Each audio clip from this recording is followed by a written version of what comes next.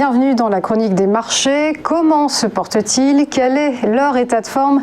Eh bien, on va en parler avec Jean-Patrice Prudhomme. Bonjour. Bonjour Roselyne. Vous êtes directeur du pôle allocation et gestion de Mileis Banque. Alors, on va commencer par les marchés d'actions qui ont bien performé depuis le début de l'année et évidemment, notamment le CAC. Comment l'expliquer? Alors, effectivement, le CAC 40 performe mieux que les autres marchés depuis le début de l'année. Et en cela, il y a plusieurs raisons. La première, c'est le rattrapage du CAC 40 après des années de faible performance. La deuxième, c'est la reprise en cours de l'économie, qui est très favorable au CAC 40 du fait de sa composition sectorielle qui est très cyclique.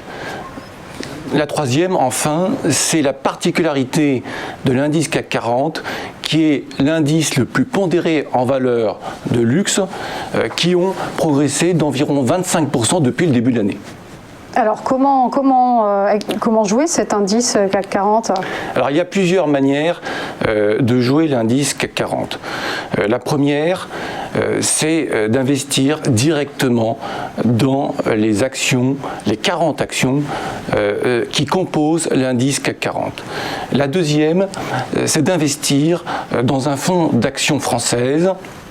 Dans ce cas-là, il faut savoir que le gérant du fonds peut s'écarter de la composition et de la performance de l'indice CAC 40. La troisième, c'est d'investir dans un tracker qui va répliquer l'indice CAC 40, dividende réinvesti.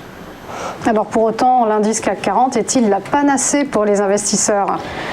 L'indice CAC 40 n'est pas forcément la panacée pour les investisseurs, car c'est un indice qui est aujourd'hui très concentré.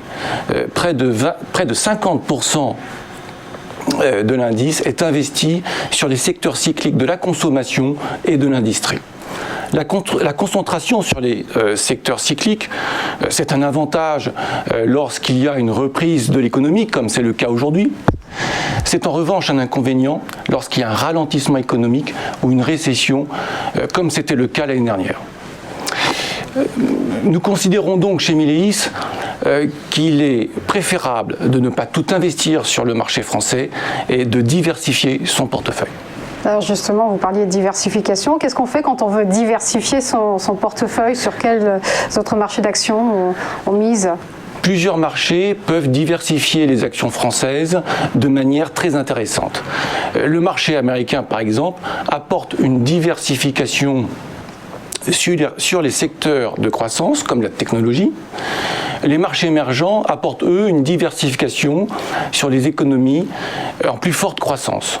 C'est la raison pour laquelle nous préconisons de bien diversifier la poche action sur plusieurs marchés géographiques et sectoriels pour viser plus d'opportunités et moins de volatilité.